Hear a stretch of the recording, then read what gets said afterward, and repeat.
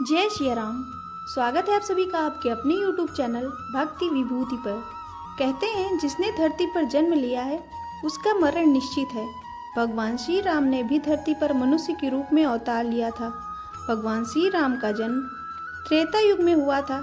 एक अनुमान के अनुसार उनका जन्म 5114 ईसा पूर्व माना जाता है। भगवान श्री राम की मृत्यु या बैकुंठ धाम जाने का अलग अलग वर्णन मिलता है। भगवान राम की मृत्यु के बारे में जो कथाएं मिलती हैं उनमें से कुछ कथाएं इस प्रकार हैं। कहा जाता है कि जब माता सीता को अपने पवित्र होने का प्रमाणिकता सिद्ध करने के लिए कहा गया तो उन्होंने परीक्षा देकर अपने पवित्र होने का प्रमाण दिया। लेकिन इसके बाद सीता माता अपने दोनों पुत्रों कुश और लव को राम जी को सौंपकर धरती माता से कहने लगी कि हे माता, मुझे अपने अंदर समा लीजिए। माता सीता के इतना कहते ही धरती फट गई और देखते ही देखते वह भूगर्भ में चली गईं। सीता जी के इस तरह से चले जाने के कारण राम जी बहुत दुखी हो गए और यमराज की सहमति से सरयू नदी के तट पर गुप्तार घाट में राम जी ने जल समाधि ग्रहण कर ली। राम जी की मृत्यु के बारे में एक और कथा मिलती है जिसके अनुसार हनुमान जी की अनुपस्थिति में यमदेव ने अयोध्या नगर में प्रवेश किया और संत का रूप धारण कर वे राम जी के पास उनके महल में गए। संत वेश धारण किए हुए यमदेव ने श्री राम से कहा कि हम दोनों के बीच की वार्ता गुप्त रहेगी। वे राम से एकांत में बात करना चाहते थे।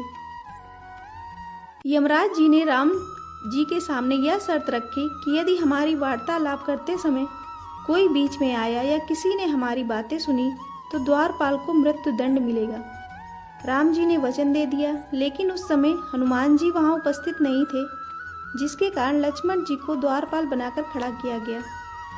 इसके बाद यमदेव अपने असली रूप में आ गए और राम जी से कहने लगे, प्रभु अब आपको अपने लोक लौट जाना होगा।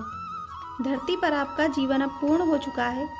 अभी वार्तालाप चल ही रही थी कि दुर्वासा ऋषि वहां पधारे और लक्ष्मण से द्वार के अंदर जाने की हट करने लगे। उन्होंने लक्ष्मण जी से कहा कि यदि वे उन्हें अंदर नहीं जाने देंगे तो वे श्री राम को श्राप दे देंगे। लक्ष्मण जी दुर्वासा के कोष से भली भांति परिचित थे।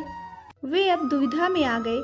आज्ञा का उल्लंघन करके ऋषि को अंदर जाने देते हैं तो मृत्यु दंड मिलेगा, और अगर वे दुर्वासा को अंदर प्रवेश नहीं करने देते हैं तो ऐसे में प्रभु राम को वे श्राप दे देंगे।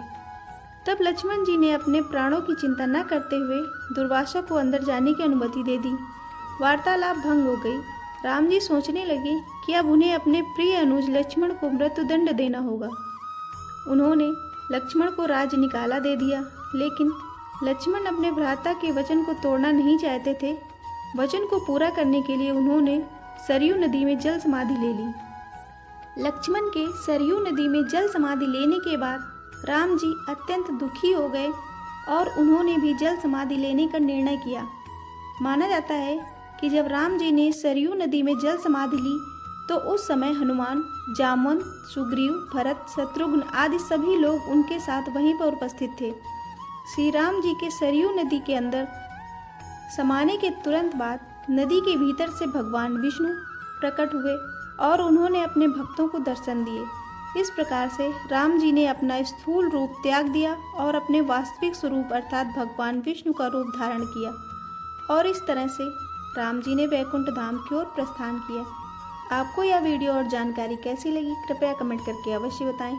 वीडियो पसंद आई हो तो वीडियो को लाइक करें और ऐसे ही अन्य वीडियो और जानकारियों के लिए चैनल को सब्सक्राइब करें। धन्यवाद।